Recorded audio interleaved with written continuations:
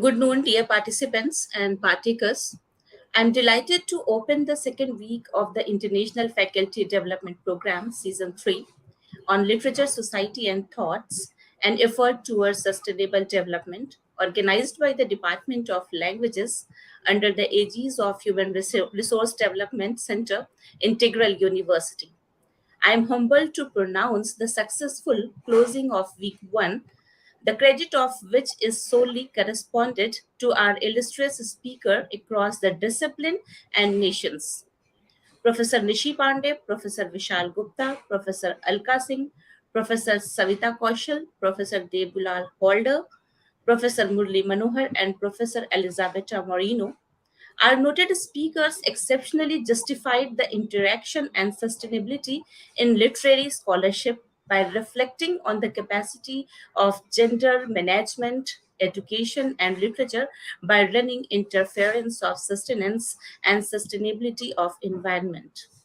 I'm certain that this week will carry forward the debate, discussion, and dissection on the pivot issue of the role of literature, society, and thought in addressing the issue of climate change and equal decisiveness and discretion. Hereby, I am pleased to introduce our eminent speaker of today, Dr. Navneet Goel. He is the professor of and the head of the Department of Computer Science and Information System, Birla Institute of Technology and Science, Pilani, Rajasthan. Sir has enormous research interest in the field of computation.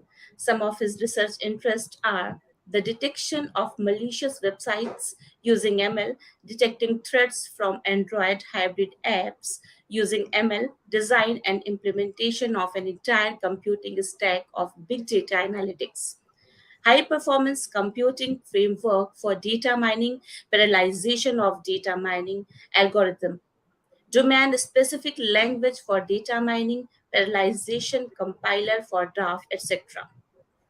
Sir is also the recipient of the Google Impact Scholar Award under the Artificial Intelligence for Social Good initiative, collating and analyzing multimodal, multilingual data for reducing wildlife crime, and recipient of IBM Scholarship Data Analytic Innovation Faculty Award 2010 under their Smarter Planet initiative. The award is in the area of scalable data analytics for the research concept title Developing a Smart Crop Management System Using Data Analytics. Sir has presented so many research papers at national and international conferences, visited Malaysia, Philippines, and Canada for short period for presenting papers at international conferences. Sir is a man of letters and techniques. Today, he will be enriching us with his remarkable lecture on artificial intelligence in respect to literature, society, and thoughts, and effort towards sustainable development. Sir, please, the mic is yours. Yeah, yeah. Thank you very much, Dr. Arina, for for the kind introduction. I hope I'm audible, and Yes, I'm sir, you are also audible. My pleasure. cam is working fine. And if there is any issue with my voice or video, please let me know. And I Sure, sir. welcome the participants to this International Faculty Development Program hosted by uh, Integral University. So before I begin, let me just kind of tell you that I I I have I'm a mathematician by training, and my PhD is in mathematics. And uh, for the last 20 years, I've been associated with the computer science department here, and now we are doing a lot of research in the area of AI. So AI, as you know, has become uh, a disruptive technology, and you can see AI almost everywhere. So today, what I'll be doing is, before I start, let me just get a sense of uh, the kind of audience we have? Do you, are they uh, into technical branches, or most of them are from liberal arts and languages and social sciences? So that I can tune my presentation accordingly. So So, basically, the audience are professors, associate professors, assistant professors, and research scholars, and they are from different capacities of academics. So you can start with your lecture by keeping in mind some essence of literature with environmental sustainability and artificial intelligence. okay, all right. So basically, I mean, before I start the formal presentation, I mean, all of you must be aware that Chat GPT is kind of changing the world in many ways, and it is called as in AI literature, it is called as the large language models, right? LLMs. So, and there has been a lot of activity in research in in NLP, and NLP basically is natural language processing, and we are also doing a lot of work in this space, in the NLP space, and in the large language model space. So before I begin my talk, let me just give you some idea about what we are doing in the language space.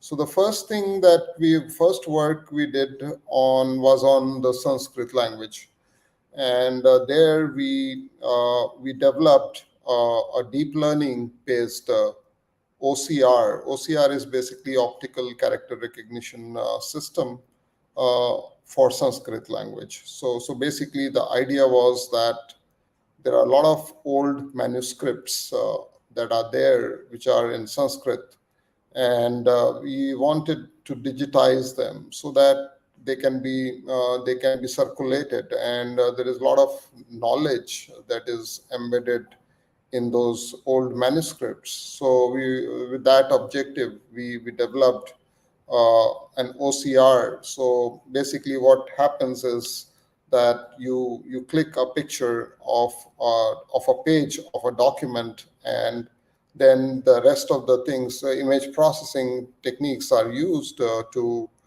figure out what characters are written, what words are written, and you want to do it with as much accuracy as you can. And that work we did in 2019, and so that particular thing was very well accepted, and there are a lot of citations for that particular work that is there. So Sanskrit is one language that we worked on, and now we are also working with the Ministry of Tribal Affairs for multiple things. And one of the projects that we are working with them involves how to use AI uh, to save tribal languages from extinction. So in AI literature, we call them low resource languages. Low resource languages means where there is no corpus available, the language corpus available. Say, for example, for English, Hindi, and all the regional languages, you can find a lot of data sets that have been curated. But for these low resource languages, there are not many resources. So how do you work with these low resource languages and languages that are very close to extinction? That means very few people are right now using it. So our project is based on that. So that is another thing that we are doing in the languages space. And plus, there is another project which we are doing again with the Ministry of Tribal Affairs. In that project, we are looking at how to increase the effectiveness or the reach of uh, welfare schemes launched by the ministry and by the government of India. So there also we felt that these schemes are either in English or Hindi or in some state level language, regional languages, right? So most of the tribal people are not able to understand those documents. So what we are doing now with these generative AI, so this is another very disruptive thing or sub area of AI, which is opening up a lot of avenues, right? And they are solving a lot of problems. So there is a system that has been developed called as DALE, DALLE, and DALE E2, right? So these are systems which can generate. So if you give them a text or a word or a sentence, they'll be able to create pictures for those related to those the query that you have given. And so what we are doing here is that we are trying to create uh, pictorial representations of the welfare documents or welfare schemes and converting them into posters which are language independent or broadly language independent. That means very little language or very little text is there in those posters, right? So that uh, everybody can understand them. So this is another thing that we are doing. Plus another aspect that is very closely related to the theme of the FTP is that we are trying to develop educational content for tribal students um, who are having difficulty in understanding even the regional languages. So, how do you develop uh, educational content using AI, right? Which is not uh, in any particular language. So that is mostly pictorial representations of concepts, maybe animations, maybe videos, so whatever it takes. So that is another aspect that we are working on. So these are some of the things that we are doing in natural language processing using large language models, generative AI, and uh, please feel free to stop me at any point if you have a question, right? So don't wait for the talk to get over. So whenever you have a question, please feel free to ask. Okay, so let me now begin my presentation. So, as I said, I'll be doing a very quick introduction to AI, machine learning, and deep learning. So these are terms which are kind of used interchangeably in normal language, but there is a difference. So AI is basically the the the umbrella kind of technology, and it is the most generic thing, biggest subset, or you can say a big set of technologies. And within that, ML is a subset of that. And then deep learning is a subset of ML. So that is how it looks like. So AI is a very big set of techniques and technologies, right? And algorithms, and ML is a subset, and then DL is a further subset. So I'll talk about these things in a while quickly. And then the next thing is Earth observation. So Earth observation is basically you are trying to monitor the Earth using technology, right? So there are many different technologies that are being used, and satellite systems are one of them, and they are the most you can say most promising technology that you have. And when you combine AI with the satellite imaging, Earth observation, you have a new area which is called as AI for Earth observation. So this is the area that is of current interest to me and my team, my research team here at BITS Pilani. And I'll be giving you some glimpses of what we are trying to do. And I'll try to keep everything very abstract, right? So I'll not go into the technical details. And then I'll be talking about some of the applications which we are working on related to conservation and climate change. Okay, so yeah, if you look at, I'm basically referring to some dictionaries to understand what we actually mean by intelligence. So intelligence is basically the capacity to learn and solve problems. So that is what is what we have when we talk about intelligence. What naturally comes to our mind is human intelligence, and humans are very very intelligent, right? And so now in AI, that is artificial intelligence, we are trying to um, build machines which are as intelligent as humans. So that is, you can say, the major objective of AI. And before I take you further, let me just talk about what AI is generally used for. So if I were to relate AI to two things, those two things would be like whenever you need automation. So whenever you need automation, you would think in terms of AI. And the second thing where you need AI is whenever you want to do some predictions, right? So there is an area called as predictive analysis where you try to predict things. Say, for example, the kind of work we are doing related to prediction are like, can we predict forest fires? So you must have noticed that over the last 3 4 years there have been some devastating forest fires across the world, and some of them were in the California region of the U.S. Then some in Australia, the bushfires in Australia, and in some parts of India as well. And not recently, I mean, some 4 5 months back, I was in Goa for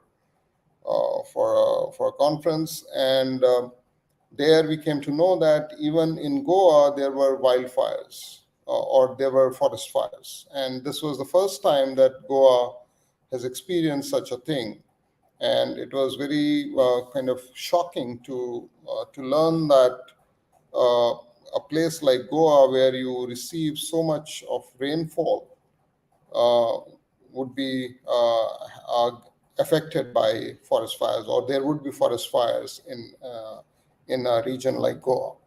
So, so that is what is very very important, right? So we have to talk in terms of prediction. So if you can predict uh, forest fires, right, then this can be a very useful thing, and then you can have interventions, different kinds of interventions, right? So that way you can control. And you already must be aware that forest fires are so devastating for the environment and for the ecosystem, right? So it is very important that you are able to predict forest fires. Another work that we are doing as far as prediction is concerned is talking about snow cover predictions in different areas. So this snow cover prediction is, again, you must have, all of you must have seen the changes in the weather patterns across the world. So this is basically due to climate change and global warming, and for that it becomes really important to monitor the snow cover, and you should be able to predict like what would be the snow cover in a particular area. So we are working on that as well. Plus, we are also working in agriculture as far as prediction is concerned. So you want to say predict the crop yield, and this was the concept that we submitted to IBM way back in 2010, and we have been working on this problem since then. But now we are using satellite imagery to do this particular problem, and we already have a couple of very good publications on this topic on crop yield prediction using satellite imagery. So this is the prediction part. Now comes the automation part, right? So whenever you want to automate something, you should think in terms of AI. So a couple of examples that I'll give you, right, related to what we are doing. Like I told you about these welfare scheme documents, and if you happen to look at these documents, so they are like very voluminous. So they'll be like running into 100, 200, 300 pages at times, and it is full of text, right? And very few figures in those documents. Okay, so for a common person, and it will be very difficult to comprehend like what is the scheme, what are details, and all of that. So, and there are thousands of such schemes which are launched by the governments over a period of time. So it is not possible to be able to that you hire people to figure out that what is there in that scheme and convert them into posters, right, or pictorial representations. So it will not scale, right? So that is where AI comes into picture, right? So if I have an algorithm which can do this for me at a reasonably good uh, accuracy, right, or some measure of success, as we call it, then it is a very good thing. Okay. Now, as far as intelligence, now coming back to AI, like I said, if you want to automate something, automate a process, or if you want to predict something, AI will come in some sense. So intelligence is basically about ability to solve novel problems which you have not seen earlier. It is also the ability to think and act rationally, and ability to basically act like humans. And the important thing is the ability to generalize. So I'll just spend 1 minute on this concept of generalization, which is very important to artificial intelligence. So basically, like I'll try to explain this in very simple terms. Say you have to, as a faculty member, you have to conduct a test for a set of students. So what we generally do is that, okay, we tell them that these are the topics that we'll be uh, we'll be having for the test, and you prepare these topics. And we also give them maybe a set of problems which they should solve and practice so that they can do well in the exam, right? So there is a set of problems that are given to them, and they attempt those and try to solve them. Okay, and when they write the exam, so it is not that the same problems which you had given them for practice will appear in the test. So the problems that you get in the test will be different from what you got for practicing, right? But they'll not be entirely different. Okay. Okay. So they'll not be the same, but they'll not be entirely, they'll be very similar to what you got for practice. Now, if you have worked nicely on those practice problems, you should be able to solve these problems which you have not seen earlier, right? But they are very similar to what you solved earlier. So this is what, so if you are able to solve those problems, that means you generalized well. Okay.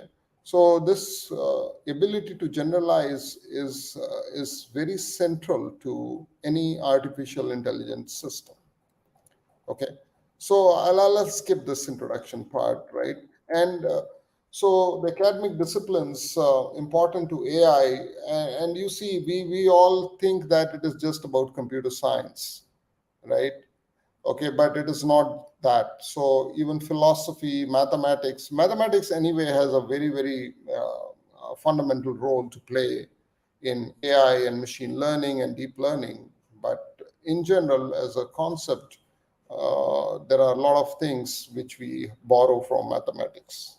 And then economics, neuroscience, psychology, cognitive science, computer science, of course, and engineering, and control theory, linguistics, so knowledge representation, grammar, all these things come into picture. So all of these different diverse disciplines contribute to AI.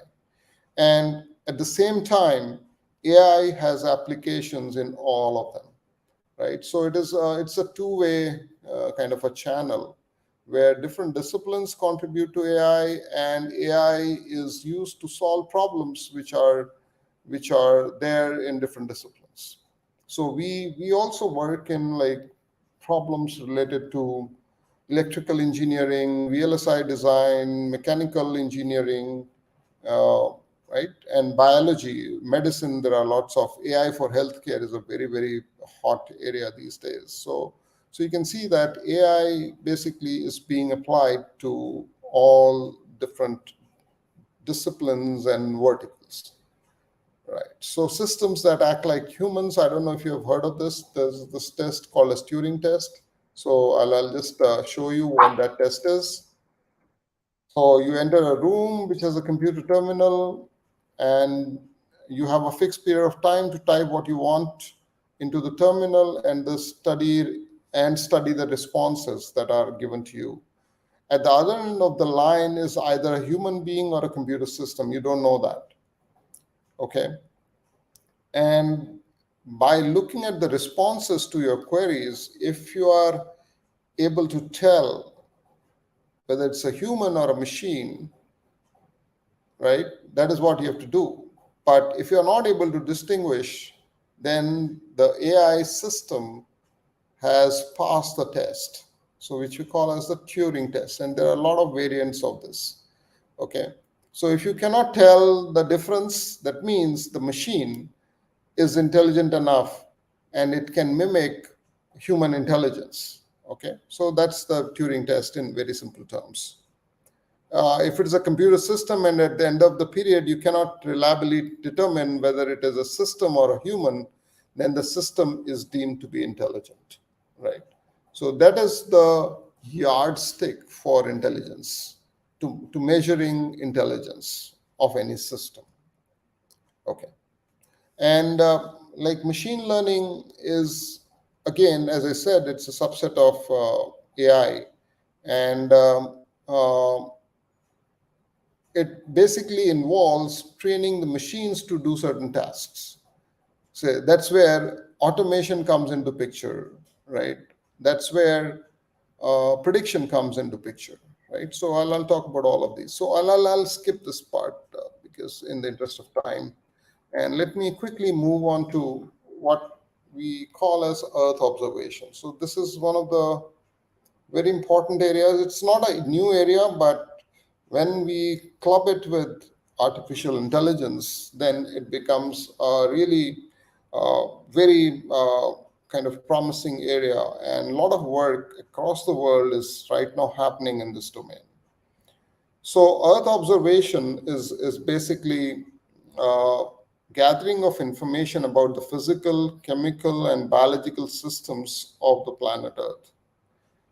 And it can be performed via remote sensing technologies. Mainly, we have these Earth observation satellites, or satellite remote sensing is another term that we use. Direct contact sensors on the ground or airborne platforms such as weather stations, weather balloons, drones, aircrafts, etc. Right?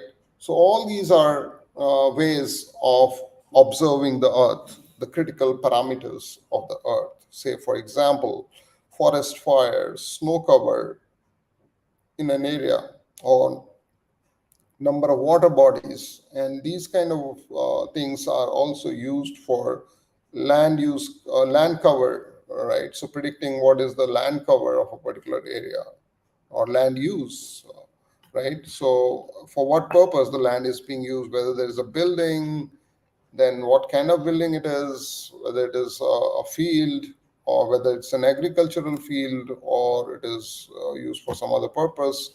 So all those things you can figure out by just looking at the images that are either taken at the ground, or these are taken by weather stations, whether balloons, drones, aircrafts, or satellites. Now, out of these, satellite imagery or satellite remote sensing is becoming very, very important.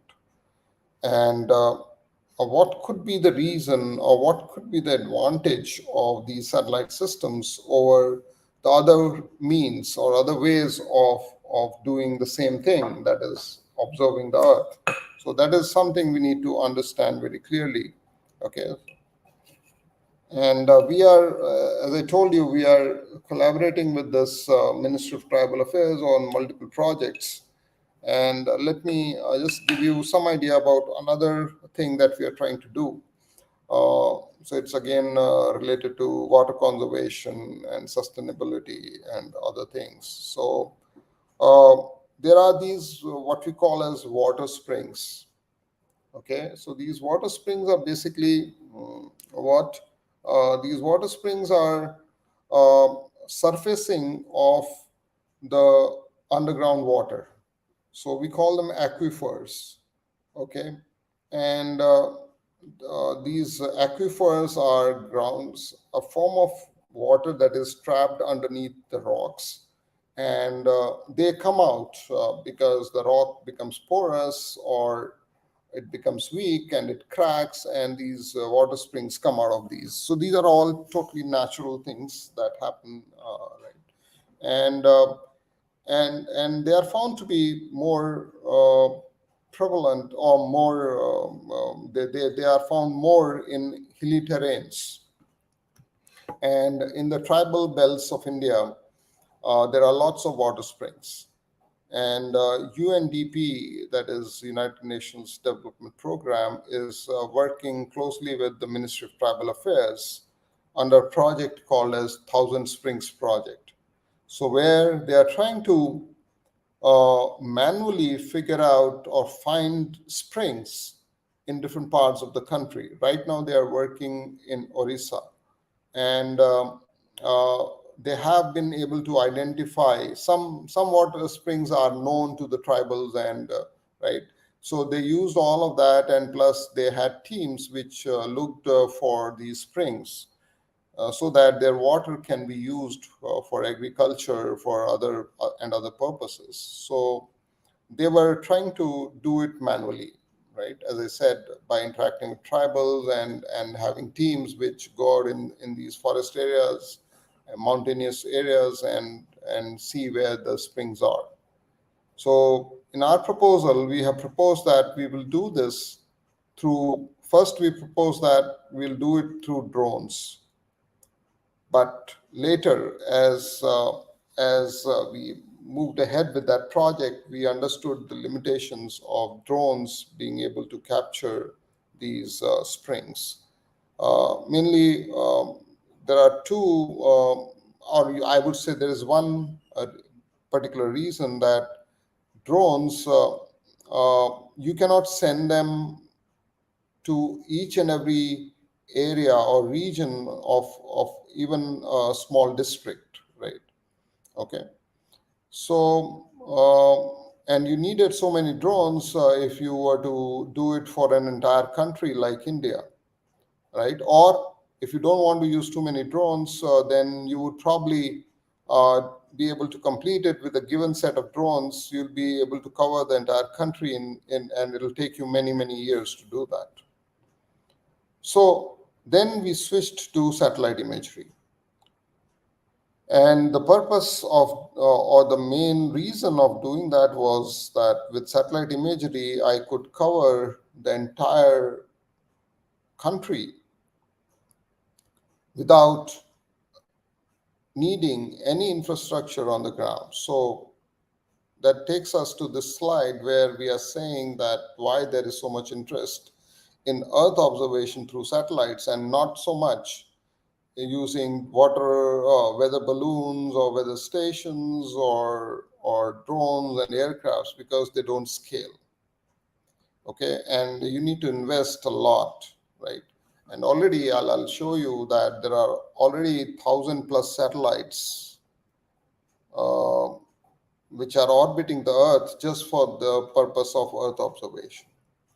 So a lot of data, almost 100 terabytes of data, is being generated every day through the satellite imaging technology. So that is something mind-boggling, that so much how much data is being generated and what people are trying to do with that data. So as far as AI for Earth observation is concerned, there are two or uh, three main reasons why it is becoming so important. One is that you don't need any infrastructure at the ground, and there are cloud service providers which are storing the data that is coming out, and they are making them available. And the third is basically the developments that are happening or advancements that are happening in the AI domain, right? So all these things are making it a very potent tool or technology for the coming years.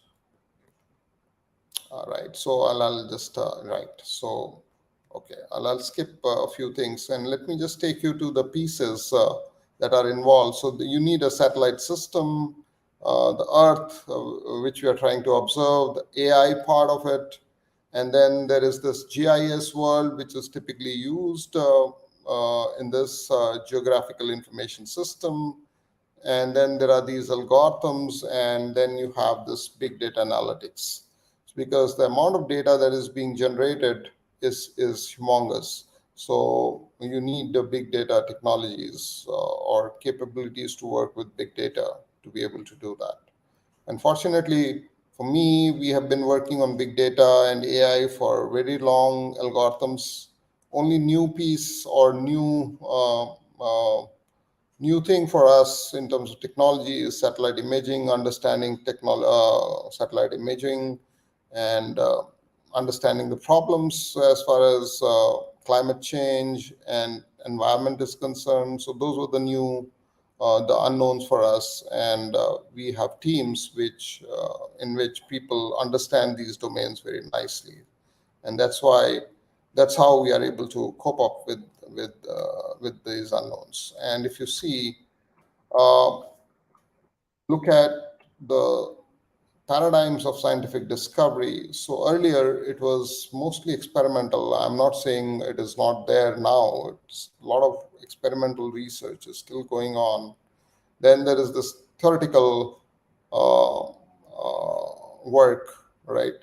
A theoretical way of scientific discovery, right? Then there was computational, and now we have moved to what is called as the data intensive.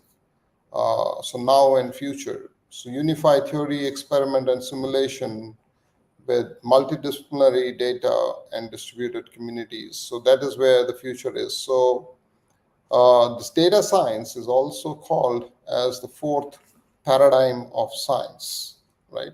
And as I told you, there are 1,000+ satellites which are orbiting the Earth, and they are coming from like 28 plus different countries. So there is a lot of interest in this domain.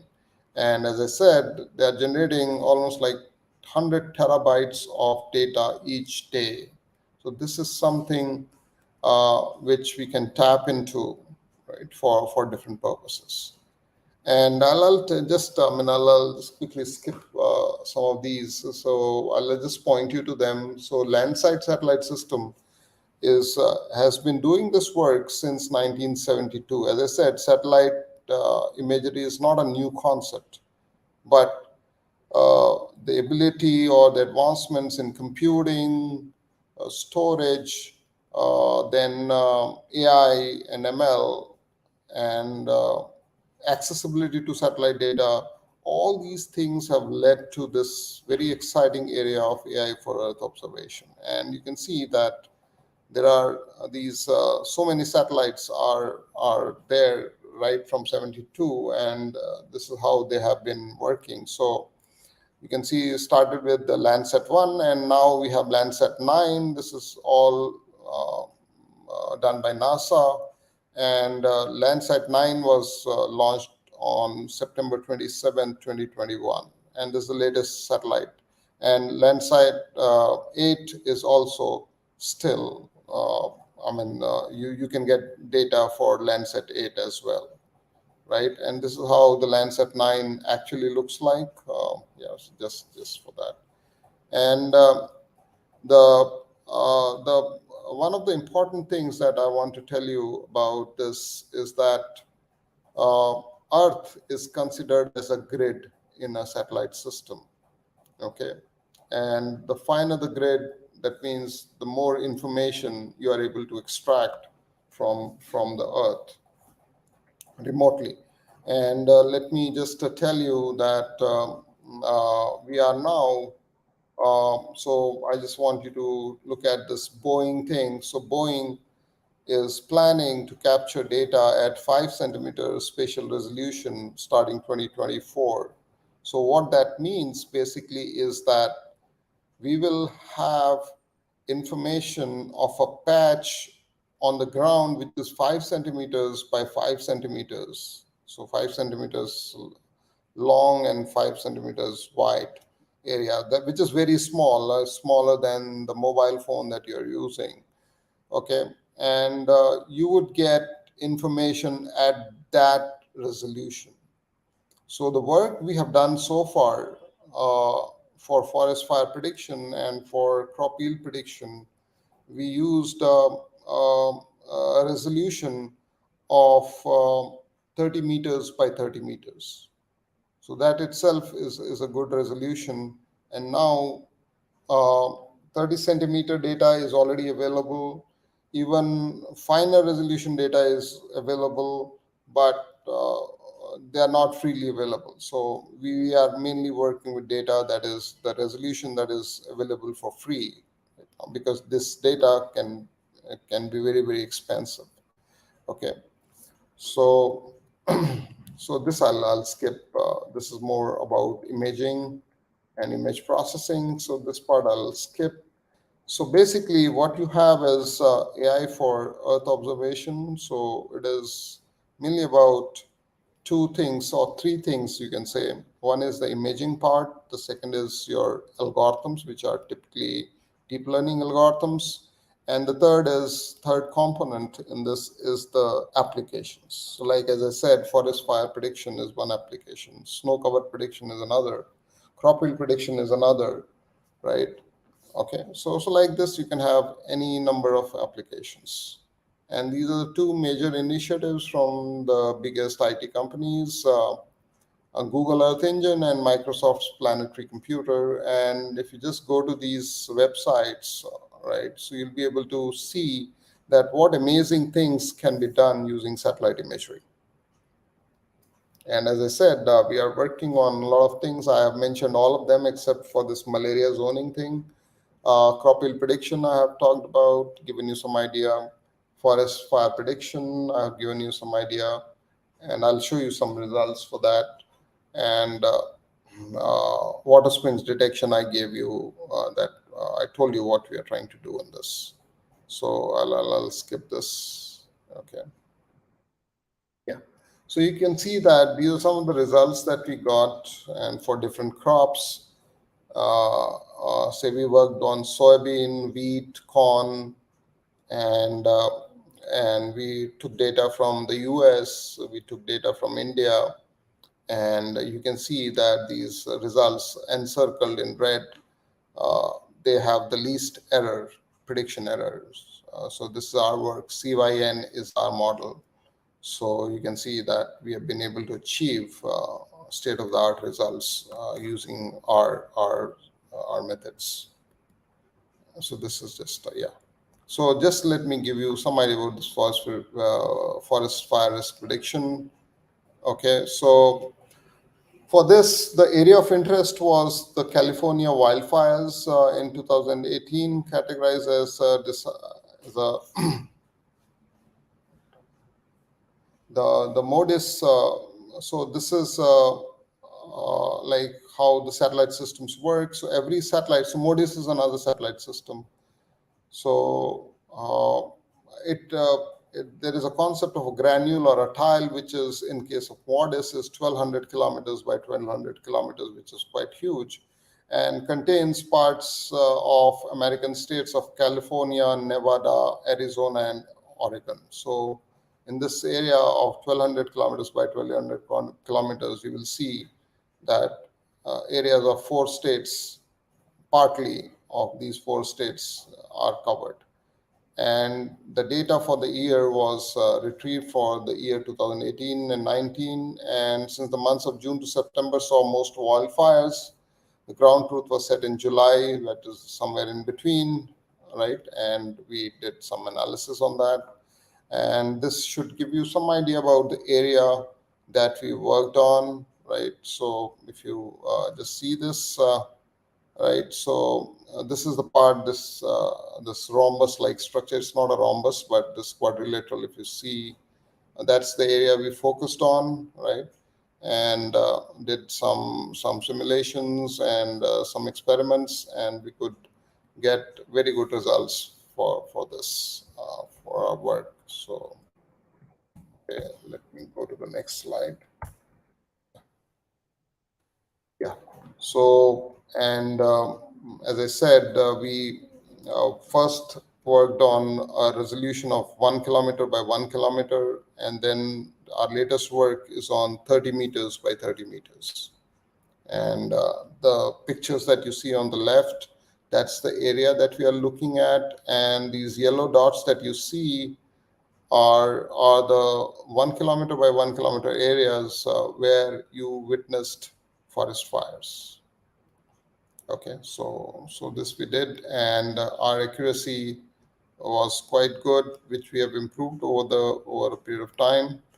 And our latest paper on this will come out shortly. And yeah, so this I can skip. Yeah. So with that, I'll come to the end of my talk, and I'll be very happy to take questions. So please feel free.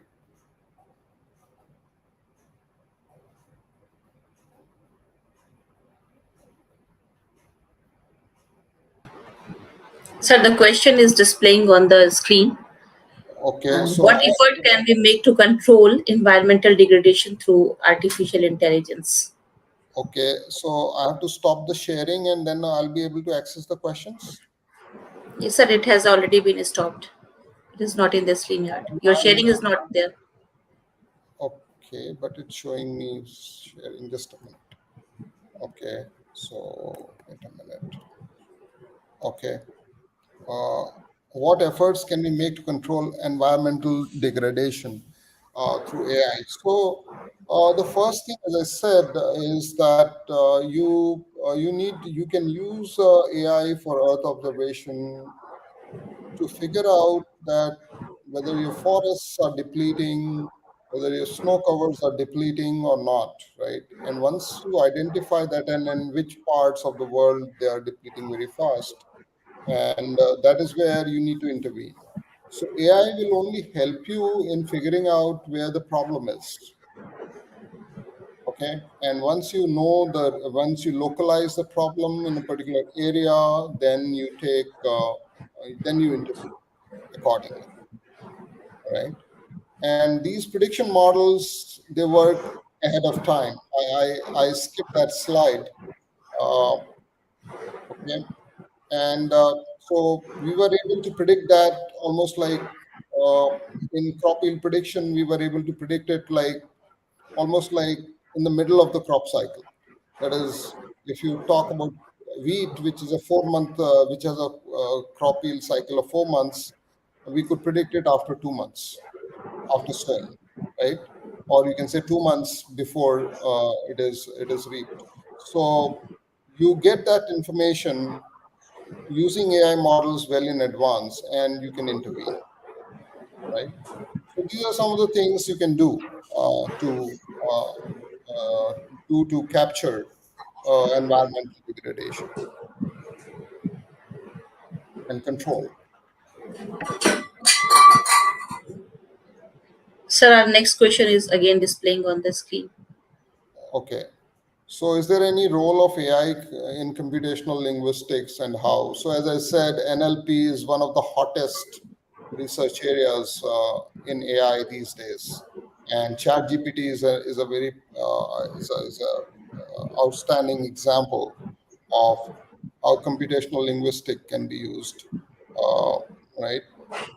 So you see that I gave you certain examples from the work that we are doing related to Sanskrit, related to Yes, sir. low resource languages, related to extinction of languages, or how languages can be saved from extinction, and how you can build corpuses which can be used to save these languages, how to do that in an automated way.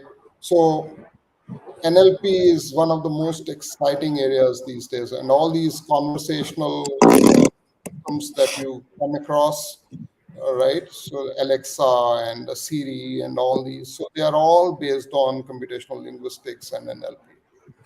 So AI has transformed this whole area. Okay, sir. And now there are no questions at all, and we are very thankful for your this thought-provoking lecture. And now it's time to acknowledge the contribution of the speaker of the day, Professor Navneet Goel, Head of the Department of Computer Science and Information System, Birla Institute of Technology and Science, Pilani, Rajasthan. I want to express my deep regard and reverence to the sir who accepted our invitation and gave us an opportunity to listen him. So your talk on artificial intelligence is remarkable and has indeed been enlightening one. Dear Professor, I would like to congratulate and thank on the behalf of the Department of Languages, Integral University, for sharing your knowledge with us and for inspiring young minds with such insightful knowledge and understanding. So, you have opened the corridor of knowledge that will surely be traversed by our participants in the future. Your interpretation of OCR as an image processing technique in the Sanskrit language, your initiative with the Ministry of Tribal Affairs and low resource language with Hindi, English, and Sanskrit with generative artificial intelligence is remarkable. We would definitely be interested to know and learn about the development of educational content by using artificial intelligence.